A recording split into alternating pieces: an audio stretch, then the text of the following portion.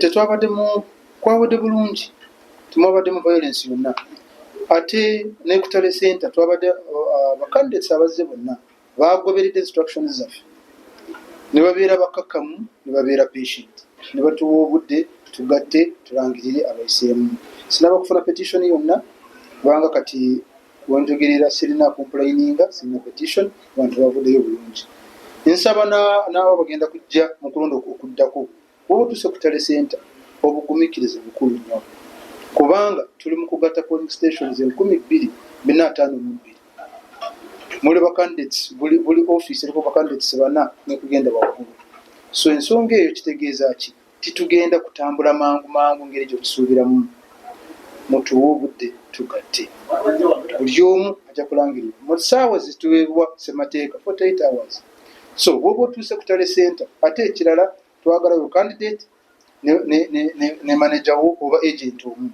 N'oba nga otuuse Kutale Center ssaawa 6 gwa kiro oba ssaawa 7, tokisobola nti bw'otuuse ssaawa 7 bagenda kulangirirawo. Nedda, tusooka kubukungaana byonna ne tugatta ne tulangirira n'abawangudde. Naye ekikulu nnyo ogumiikiriza. Let us be patient. Lukawedde ebyabaddemu nga bibi nnyo, naye ku bantu ababadde wano nga tebyewuunyisa, kuba twali tubiraba nga bijja bitegekeddwa nga tubiraba, era buli ekyabadde kikolebwa nga bwe kitandikolebwa lwandyewuunyiza.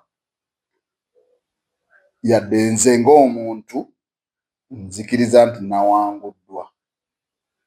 nawanguddwa mu butalondebwa, naye ate abawangudde nabo tebaalondebwa. Kati ebitonotono ku byabadde kale mu Busiro South,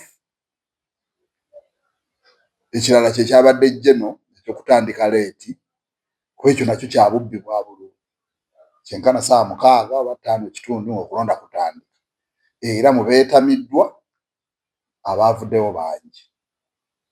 Simanyi oba bannayuganda baakitegedde nti waliwo age group y'abantu wakati w'emyaka 4 okweyongera waggulu, bangi nnyo tebaalonze. Abo nga bakulaga nti bavudde ku ebyo ebizze nga batiisatiisa, ate nga nakyo kyali kigenderera. Okutiisatiisa mu kalulu kano kwatandikira wannalukoola mu by-election. Ezo mwamba ezagendawo abantu abamu baalowooza nti nno byali ku nnalukoola, naye baali bakuweereza sigino nti bw'oba kabibeere ebibadde mu kampeyini ne bakufuuyira tiyagaasi ng'oli innocent, byonna badde bakuweereza mawulire gwe omunafu nti weetantala okugenda mu kulonda kuno ojja kiraba. Era amazima gali nti simanyi bannayuganda sirowooza nti baakyogeddeko, naye ng'abantu abaalonze ku luno naddala abakulu batono nnyo okusinziira ku bantu abeewandiisa. Kati ekyo kimu. Ekirala mu Busiro South baadidde eggombolola nnamba eya Katabi ne baleeta materials nga tekuli DR forms,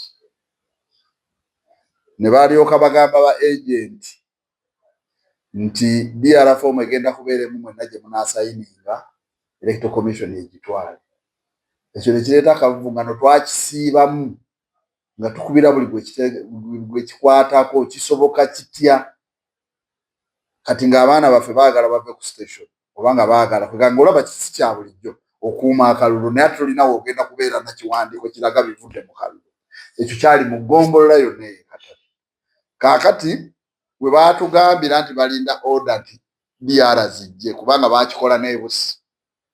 Ebusi naye baali tebatuteyo DR forms, ebyo zaatuuka essaawa 9. Kati mu Katabi ne tubeera n'essuubi nti zijja. We zandadde zituukira baasanga abantu babuli mu kuwumbako okulonda. Polling station z'e Katabi ezisinga obungi, amagye n'abakuumaddembe baawamba materials zonna ze baasanga ku polling station nga bawambirako ne ba polling officers. Beegenti bo baabaleka, naye n'abalondesa ab'Electoral Commission naye baabawambanga, nga kitegeeza ne wandadde agent w'NRM tewali yafuna DR ku polling station eyo. Ekyo ne bakikola. Ekyasembayo era mu Busiro South ye Katabi, Kitende ku SS. Kitende SS yo bwe baawamba ba electoral officers, bo baabasibira busibizi mu room ne babalagira directive okutandika okutiikinga basi ku buli ka ballot paper. Ekyo nannyini bakikola okutuukira ddala musanga nnyezi ekiro. So kakati ebyo bwe bimala oggwawo ku lunaku lw'okulonda lwennyini nga bwe ŋŋambye nti yali alaba ebintu by'obufuzi okuva emabega wali obiraba ng'olina obisuubira. Kakati nga results teziyinza kukyuka.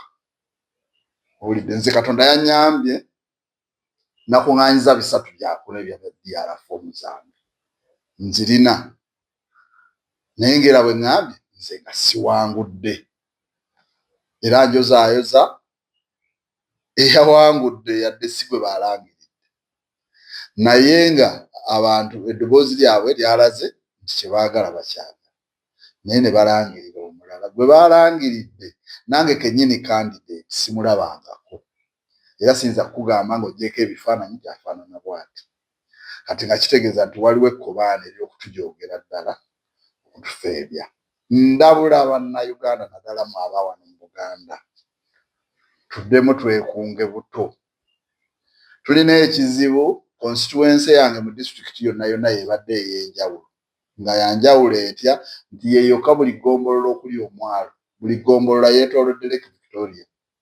Abantu b'ekitundu kyaffe tebamanyi nti oyo Golodi wabula abalina emmundu abalina ssente n'obuyinza bo baamanya dda nti oyo Golodi era ebifo ebyo babyetaaga. Kaakati ekibbattaka kigenda kukolebwa mu butongole kubanga abeetaaga ebintu ebyo badde tebalina buyinza obwaffe obw'abalonde. Kaakati badde balina obuyinza obw'emmundu obwa ssente n'obwa waggulu mu gavumenti kati bawambye n'obwa wansi teri agenda bakoonako. Abantu bangi mu Buganda abadde balonda nga balonda lwa bigendererwa ebirala naye nga bagaanye okutunuulira ensonga ze twogera ne bataziwuliriza. Bayinza okutya okututuukirira naddala nganze nga balowooza nti olw'okuba tebannonze sirina mugaso oba olw'okuba tebannonze sijja kuba mulungi gye bali. Mbakubira omulanga okumanya maanyi.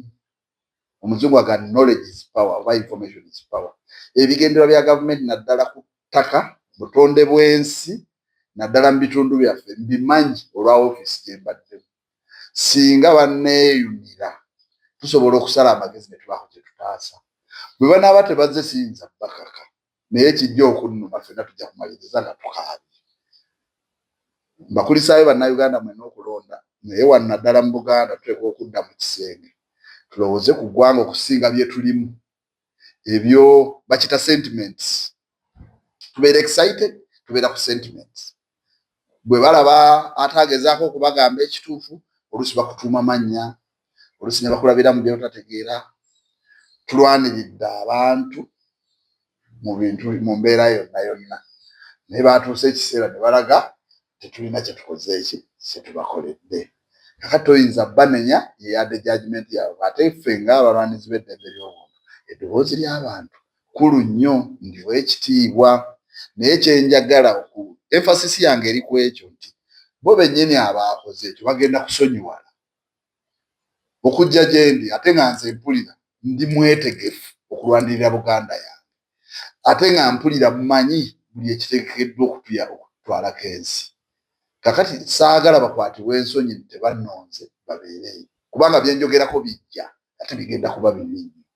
Naye nze ne bwe naaba sirina maanyi bo ge banyimye naye nyinza okuba n'okumanya n'amagezi ge tuyinza okusala okulaba nga tusaawa enjawulo. Wangaala Ssaabasajja Kabaka. Atambudde bulungi kubanga bannaffe aba NRM batuusizaako obuliisamaanyi obw'ekika ekyawaggulu nga bwe mulabye abadde ewalala tebyawukanye ne waffe mu Busiro North ate waffe kyabadde kirala.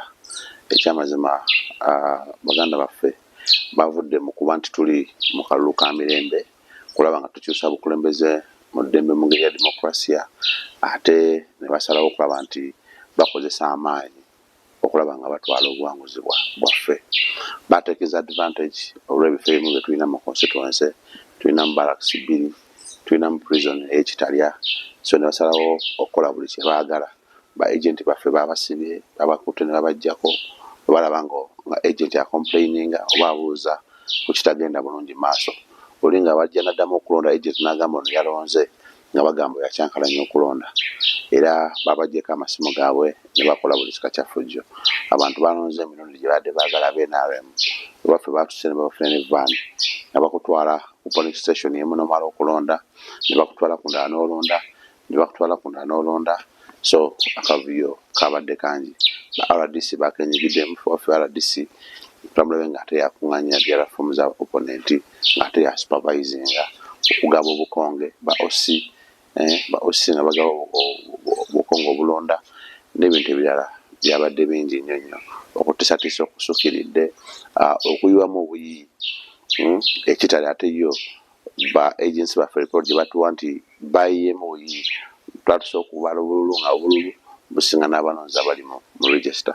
So ebyakoleddwa byabadde bingi naye era ndowooza nabo balabye nti amaanyi g'abantu gabadde mangi nti naye abantu badde bakoze byonna twasigaddira tubasinga ne basalawo beerangirire. So kati nze wange tubadde tukyalina mu field tukyakompayiringa ate ne bamulangirira munaffe ate ne bakufuna byakoze ki byavudde mu kulonda era ndowooza aka constituency yange nze gwe basoose okulangirira kuba badde bamanyi talina mbeera yonna gy'asobola kuwangula okuggyako nga bamuyambyeko ne bamulangirira nga takoze eki. So nze ngenda okutuuka ne ttiimu yange n'ab'ebyokulonda abamu abali honest mu constituency yange paka nakati balabe kye batalabanko bali tebanaba kutuusa results ku Tale Center ng'ate muganda waffe bamaze omulangirira. So byavudde mu kulonda ekyamazima byennyamiza biswaza eggwanga eribaddewo okumala ebbanga nga lino lyanga eryakatandika okutwala obwetwaze. So tukyalina obuzibu amaanyi nnyo nga bannayuganda ng'abakulembeze okulaba nga twongera okusala amagezi ku bigenda maaso byebino abamu ebitufudde okubeera ku oludda oluvuganya